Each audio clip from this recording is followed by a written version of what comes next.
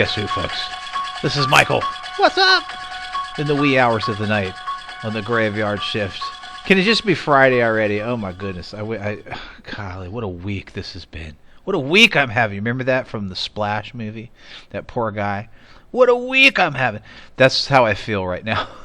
I just wish it could be Friday. But thankfully it's Thursday and we got one more day to go.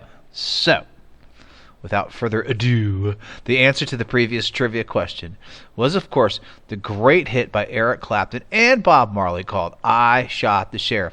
But I did not shoot no deputy. This was first recorded by Bob Marley, and that was my singing thing. Thank you very much. Yeah, I'm not going to go on America's Got Talent anytime soon. Don't worry.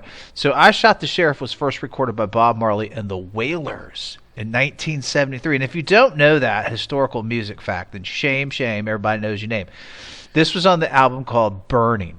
Marley described the song as a story of protest and went on to describe it further by saying, quote, I want to say I shot the police, but the government would have made a fuss. So I said, I shot the sheriff instead.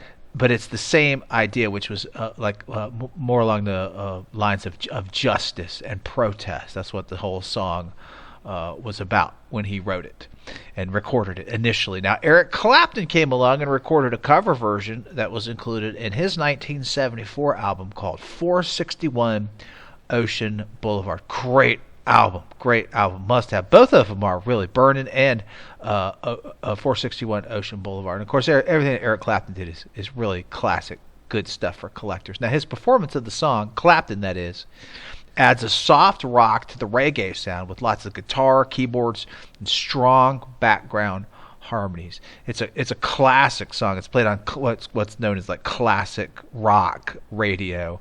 I can't, right off the top of my brain, can't remember any of the local radio stations, but any station that plays 1970 song, you're going to hear I Shot the Sheriff eventually within the week. I guarantee you. Clapton's version fared much better in the charts, and it peaked at number 1 on the Billboard Hot 100 in 1974 on September 14th. That was the focus. Say it with me. The focus of the trivia question. Clapton didn't want to use this on his album because he thought it might seem disrespectful to Marley, which is a notion that you see a lot in the music industry. Some people don't care. Some people are like, I don't want to disrespect the other artist, and unless there's a collaboration there and permission. Members of his band, however, and his management convinced him that he should not only go on the album, go on the 461 Ocean Boulevard album, but it should also be released as a single, and that's exactly what he did. Eric Clapton actually did speak with Bob Marley about the song,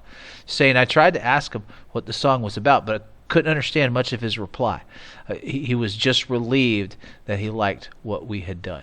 And so was Eric Clapton. So that's pretty cool story. He did have kind of the nod and the blessing from Bob Marley. Oh, my radio's going off in the background. Now, the song kind of took on a world of its own and has been covered by too many artists to list, quite frankly. However, some of the more notable, in addition to Eric Clapton, include Screamin' Jay Hawkins, UB40, which was really popular back in my day, Inner Circle, and Warren G actually had a hip-hop version of it. It's got a lot of profanity in it. I was playing that earlier. But it's still cool nonetheless. It's paying homage, if you will, to Bob Marley and the Wailers in the original version. A couple of cool geek factoids. I Shot the Sheriff is Eric Clapton's only U.S. #1 to date. I got to fact check that because he won so many Grammys with his MTV Live. Most people think Tears in Heaven was #1. That only reached #2, but I need to re-fact check the MTV Live performance because he won so many awards off of that. I just can't imagine not one of those coming in as #1. But my research on the surface when I was putting this trivia question together indicates that I Shot the Sheriff is Eric Clapton's only U.S. #1 to date. So I'm going to stand by that. That is in a couple of resources I found. In 2003, Eric Clapton's version of I Shot the Sheriff was inducted into the Grammy Hall of Fame. No such luck to my knowledge, and as far as my research is concerned, for Bob Marley and the Wailers. My freshman roommate in college looked just like Bob Marley. His name was Ray-Ban Seabrook. I hope he's out there listening. He had those dreads. He smoked a ton of marijuana. He was a heavy drinker. He partied a lot. I don't know how he got any homework done. But nonetheless, he would play I Shot the Sheriff by Bob Marley all the time. He'd also sing it in the shower. Drive the whole dorm hall absolutely crazy, this guy, Ray-Ban. But he was a big big Bob Marley and the Wailers fan. I Shot the Sheriff. That's how really I got turned on to the Bob Marley version. And of course, I grew up with Eric Clapton, the classic rock stuff. But get you burn you a copy of both of them. Why don't you? Get you the CDs. They're in the bargain bin, folks. It's good classic music to put on at parties and jams and all kinds of stuff. All right, folks, before we get to Friday, we got to get through Thursday, so let's just keep on trucking. This is a really good trivia question. It deals with politics.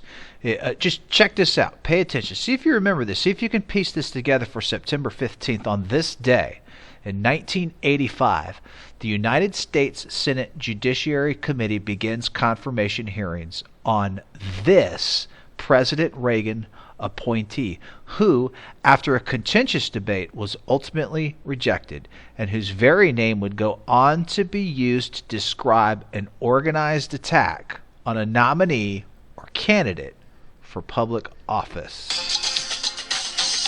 He was a Supreme Court nominee. Good luck, folks. Have a thankful Thursday.